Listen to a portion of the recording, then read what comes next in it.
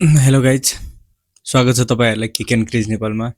धेरै दिनपछि भिडियो बनाउँदैछु, तर आज मन एकदम दुखेको छ कि हरेक वर्ल्ड कपको म्याच अनि हामी जितको यति नजिक पुग्छौँ अनि त्यसमा पनि हामी लास्टमा गएर चोक गरिदिन्छौँ कि कार्डियाक किड भन्दा भन्दै साँच्चीकै हार्ट एट्याक आउला जस्तो त हुन्छ नै म्याच हेर्दाखेरि।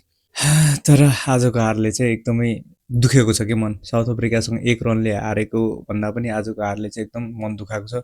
किन भन्दाखेरि हामीले एकदमै राम्रो ब्याटिङ गरेको थियौँ, सानो सानो कुरा चोक गऱ्यौँ, बलिङमा अलिकति मिस्टेक गऱ्यौँ, डेथ ओभर भएन हाम्रो र फिनिसिङ गर्ने पनि कोही थिएनन्। लोकेश बमले अन्तिममा हामीलाई होप दिए, 1 ओभरमा 10 रन बाँकी थियो, तर त्यो पनि जित्न सकेनौँ कि स्याम कुरानले हामीले 1 ओभरमा 10 रन पनि हान्न सकेनौँ।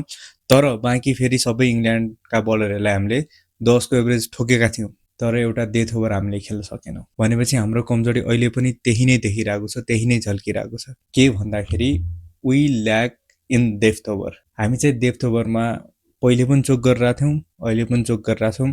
हाम्रो टिममा कुनै इम्प्रुभमेन्ट भएको जस्तो देखिँदैन। इम्प्रुभमेन्ट केलाई मान्ने त? अब यो रनको नजिक पुग्यो, हाइएस्ट टोटलको नजिक पुग्यो, अब चेज गरेन, अब त्यसलाई इम्प्रुभमेन्ट मान्ने कि डेथ ओभरको भएको मिस्टेकहरूलाई चाहिँ हामीले मिस्टेक नगरिकन कन्टिन्युटी गरिरहेको भए अब त्यसलाई हामीले इम्प्रुभ गऱ्यो भनेर मान्ने। हामीले हाम्रो मिस्टेकलाई कन्टिन्यू नै गरिरहेको छौँ, मिस्टेकमा इम्प्रुभमेन्ट देखिएको छैन। तर हामीले आजको गेम जित्न सक्थ्यौँ कि। जित्न कुन आधारमा सक्थ्यौँ भनेदेखि चाहिँ ड्रिङ्क ब्रेक भयो। ड्रिङ्क ब्रेक भइसकेपछि दिपेन्द्र सिंह गैरी 44 रनमा आउट भइहाल्छ। उनी आउट भइसकेपछि हाम्रो क्याप्टेन त क्रिजमा थिए नि त, उनले अलिकति सेन्सिबल ब्याटिङ गर्नु पर्थ्यो कि। भर्खर विकेट झरेको छ, बिग हिटको लागि जानुपर्ने जरुरी थिएन, किनभने हामीले 1 ओभरमा डट खाइरहेको थियौँ। आरिफ आएका थिए क्यारे ब्याटिङमा, उसँग उनले पार्टनरसिप बिल्ड गर्न सक्नु पर्थ्यो कि। उसले आफ्नो विकेट थ्रो गरिदियो रोहित। जब दिपेन्द्र सिंह गैरी आउट भए त्यति बेलै रोहितको अनुहार पुरै अँध्यारो भइसकेको थियो। अँध्यारो हुनुपर्ने जरुरी नै छैन नि, दुईजना मिलेर तिमीले राम्रो प्लेटफर्ममा लगिसकेको थियौ त नेपाललाई, हेड टु हेडमा पुगाइसकेको थियो। त्यस पछाडि डराउनु पर्ने कुरा थियो जस्तो मलाई लाग्दैन। ड्रिङ्क ब्रेक पछाडि दिपेन्द्र सिंह गैरी आउट भएपछि अलिकति टाइम लिएर रोहित पौडेलले आफूले स्टेप अप गर्नु पर्थ्यो, क्याप्टेनसिप इनिङ खेल्नु पर्थ्यो। त्यो इनिङ खै खेलेको त? राम्रो खेल्यौ, नराम्रो खेल्यौ भन्दिनँ मैले तिमीहरूले, तर सानो सानो कुरालाई पनि त हेर न, नोटिस गर। अनि लोकेश बमको त्यो लास्टमा करण केसीलाई ट्रस्ट किन नगरेको? He is a big hitter, हामीलाई थाहा त। ट्रस्ट गरेर रन सिङ्गल डबल निकालेको भए हुन्थ्यो। त्यो फोकटमा बललाई होल्ड गरेर मै छक्का हान्छु भनेर बस्नु जरुरी थियो जस्तो पनि लाग्दैन मलाई, होइन? सायद त्यो 4 रनको हार नभएर 1-2 रनको हार हुन्थ्यो होला, त्यो पनि ठिकै छ, ल हारियो। तर हाम्रो क्याप्टेनले चाहिँ डेथ ओभरमा चाहिँ कसलाई बलिङ गराउने, कसरी गराउने भन्ने कुरा चाहिँ एकदमै बुझ्न जरुरी छ। सायद करण केसीको ठाउँमा हामीले दिपेन्द्र सिंह गैरीलाई युज गर्न सक्थ्यौँ, किनभने स्पिन अट्याक राम्रो भइरहेको थियो। फास्ट बलरहरूलाई इङ्ल्यान्डले राम्रैसँग खेलिरहेका थिए, तर हाम्रो स्पिन बलरहरूसँग त उनीहरू डराइरहेका थिए नि त। हो, अब यो कुरालाई चाहिँ हामीले कहिले बुझ्ने त? हाम्रो बेस्ट बलरहरू, हाम्रो बेस्ट ब्याट्सम्यानहरूलाई हामीले कति बेला युज गर्ने भन्ने कुरा चाहिँ अलिकति नलेज राख्नु पर्यो। क्याचिङहरू राम्रो थियो, सुपर थियो, त्यसको लागि कुनै प्रब्लम छैन। सानो सानो मिस्टेक गरिएको थियो फिल्डिङमा, तर त्योभन्दा चाहिँ हामीले ब्लन्डर मिस्टेक चाहिँ गरिएको थिएन। स्कोर कार्डकै एकचोटि कुरा गरौँ न त है त। स्कोर कार्डको कुरा गरौँ, कसले कति रन बनाएछन् भन्ने कुरा। इङ्ल्यान्डले फर्स्टमा ब्याटिङ गरेको थियो। ओके, हेरौँ है त। सल्ट र बटलर ओपनिङमा आएका थिए।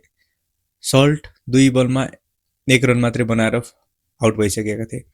नेपालले 5 रनमै 1 विकेट सल्टको नाममा निकाल्न सफल भइसकेका थिए। त्यस पछाडि इङ्ल्यान्डको विकेट झर्छ, 43 रनमा 2 विकेट हुन्छ। त्यस पछाडि सन्दीप लामिछाने बलिङमा आउँछन् र ब्यान्टनलाई फर्स्ट ओभरमै उसको फर्स्ट बलमै एलबिडब्ल्यू आउट गरिहाल्छन्, होइन? यसको मतलब के थियो भने 57 रनमै इङ्ल्यान्ड 3 विकेट झरिसकेको थियो।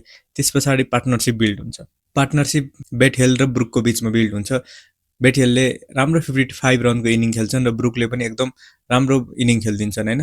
दुईजनाले गर्दाखेरि चाहिँ इङ्ल्यान्डको स्कोर एकदम राम्रो पुग्छ। त्यस पछाडि फिनिसरको रूपमा आइदिन्छन् विल ज्याकले चाहिँ फिनिसरको रूप एकदम राम्रोसँग निर्वाह गरिदिन्छन्। उनले 18 बलमा 39 रन बनाइदिन्छन्, जसमा चाहिँ करण केसीले लास्ट डेथ ओभरमा चाहिँ एकदमै खराब बलिङ गरेका थिए। ज्याक विलले लास्ट ओभरमा करण केसीलाई 21 रन जति हानिदिन्छन्, जसले गर्दा उनीहरूले हामीलाई 185 रनको टार्गेट दिन्छौँ र हामी 180 रन मात्रै बनाउन सक्छौँ, त्यो पनि 6 विकेट मात्रै गुमाएर।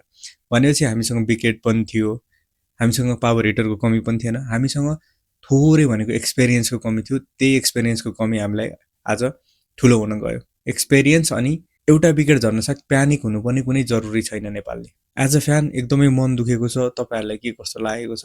मेरो चाहिँ एकदमै मन दुखेको छ।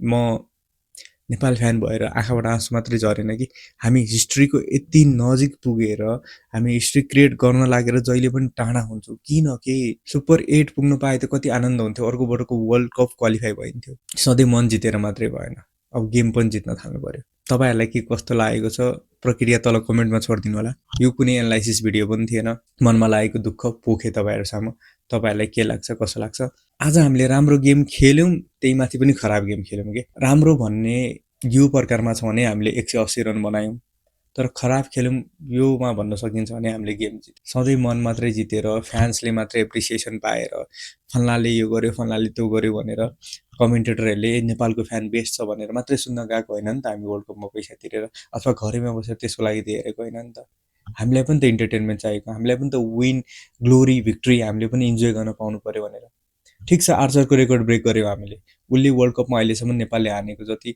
एक ओभरमा रन कसैले पनि उसलाई हानेको थिएन होइन उसले 3 छक्का पनि एक ओभरमा सायद वर्ल्ड कपमा खाएको पनि थिएन क्यारे त्यति रन पनि बनाएको थिएन कसैले उसको एगेन्स्टमा तर हामीले बनायौँ वी होल्ड अ रेकर्ड हामीले रेकर्ड बनायौँ तर अब यो रेकर्ड मात्रै बनाएर भएन we have to step up अब आउने सबै गेम हामीले जित्नुपर्छ सुपर 8मा हामी पुग्नुपर्छ यति चाहिँ मलाई आशा छ हामी वेस्ट इन्डिज स्कटल्यान्ड र इटलीलाई हराउँछौँ भन्ने मलाई चाहिँ आशा लागेको छ हाम्रो प्रिपेरेसन उनीहरूले देखिसकेका छन् अब उनीहरूको अगेन्स्टमा हामी कसरी प्रिपेयर गर्ने त्यो अब हामीले अगाडि बढाइसक्नुपर्छ तयारी आजको गेम जे थियो त्यसलाई बिर्सिदिउँ र सुपर 8लाई हामी टार्गेट गरौँ फर्स्ट त बाई बाई मेरो भनाइ यति नै थियो यदि तपाईँलाई केही लागेको छ भने तलपट्टि कमेन्ट गरिदिनु होला अनि यदि यति जेनसम्म भिडियो हेर्नु भएको छ भने प्लिज च्यानललाई सब्सक्राइब गरिदिनु होला अनि भिडियोलाई लाइक गरिदिनु होला हस्त धन्यवाद